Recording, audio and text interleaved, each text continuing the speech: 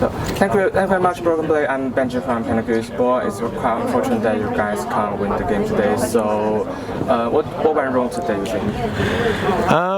I think we sometimes got overexcited when we got leads, and then the game kind of broke, like exploded, kind of, you know. And it's hard to play against those kind of teams, obviously, because they will punish your mistakes, right? More so than like other teams. So yeah, enemies were just more crisp, more clutch in certain situations, and they got more leads. If we're gonna ask you, like, what's the biggest problem, or like a particular scenario, some crucial moments that make you lose the game, what do you choose? I think it always depends. It's different from situation to situation, right? I think there was no repetitive issue kind of thing. I think in certain situations the enemies just played better, right? I think mechanics were not really the problem in those games, right? Usually internationally people will say, oh, you get mechanically outclassed, but I think they just outclassed us in certain moments, like Drake setups, or how to take team fights, you know, stuff like that.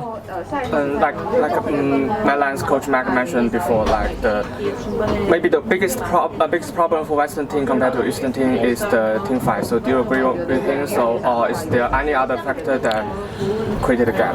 I don't 100% agree with that statement. I think it's more so about how you play the map, how you get advantages or favorite fights through moving on the map, right? I think that's like the biggest difference, and like actually pulling the trigger. I think the LCK and the LPL teams are very, very good at pulling the trigger when they have to, and yeah, I mean, showed even today, right?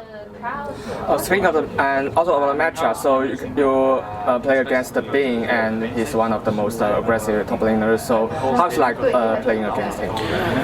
Today I felt pretty good. I think all the laning phases went very, very, at least fine at the worst. I think I even pressured him a lot during the laning phases. Obviously he's very, very good, right? So I have to play my A game. I do think I caught up to him than 2 years ago, where I was a TSM and he was just smashing me in lane, right? I think nowadays I'm pressuring him, right? So yeah.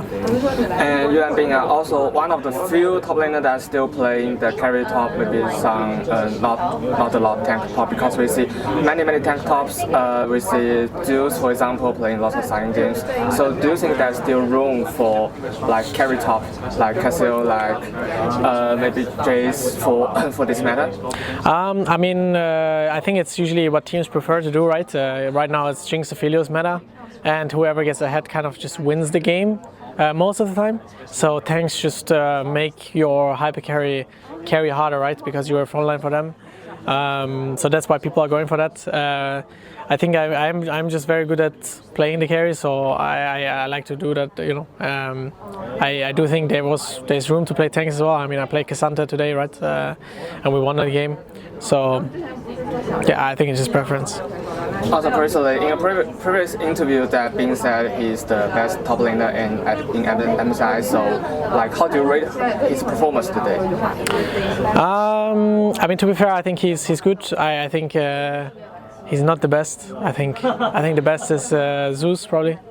From playing based on scrims, everything, I think there's a lot of good top laners. I do think I got closer to that as well, but I think the one I had to struggle against the most was Zeus.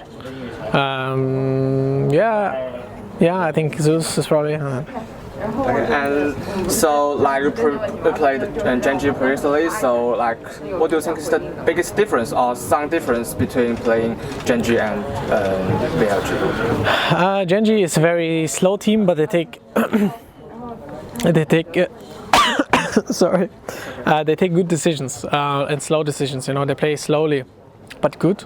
And BLG plays very explosive, and if they win, it's really good for them. If they lose the situation, it's really bad for them, right? That's how they play. They play more risk and reward, and Genji just plays more calm and collected.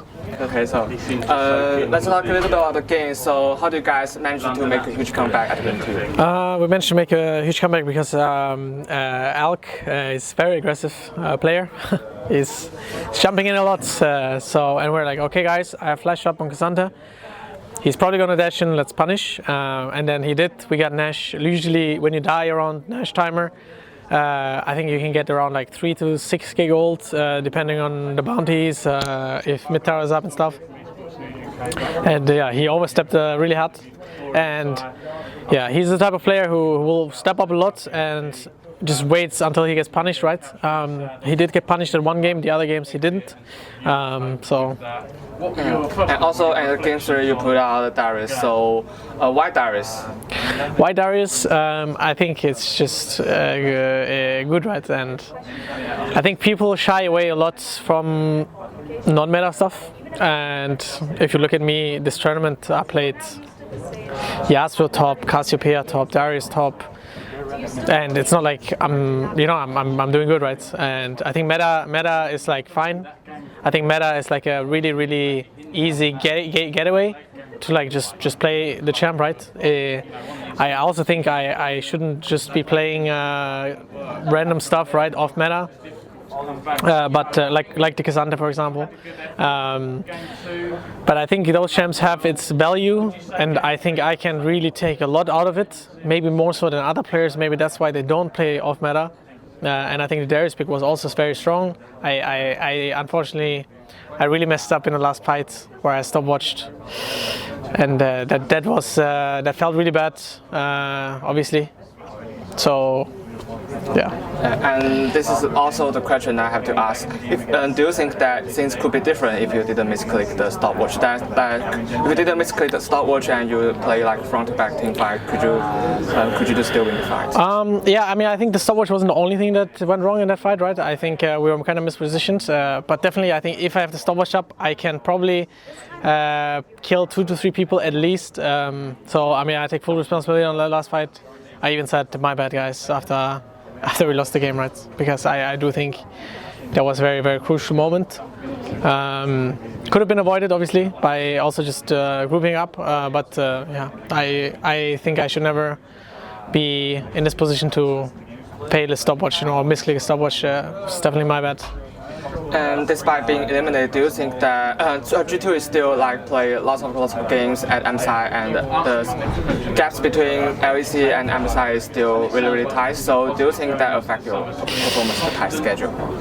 No, I mean the tight schedule is fine. You know, we are professional players. You know, at the end of the day, every single player has to deal with this tight schedule. So you don't have an advantage or disadvantage, right? So the player who can deal with it the best or the fastest or adapt the fastest has the advantage. So you just have to be, a professional and suck it up. And also, at the last, any words or like hoping for EU fans?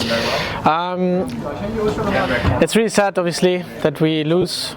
But I hope we still have your support. I'm very confident in our team. I think we can reflect a lot on what happened this MSI. I think there's a lot of goods we can take. So I'm very excited to go to EU and show all the EU teams what we learned.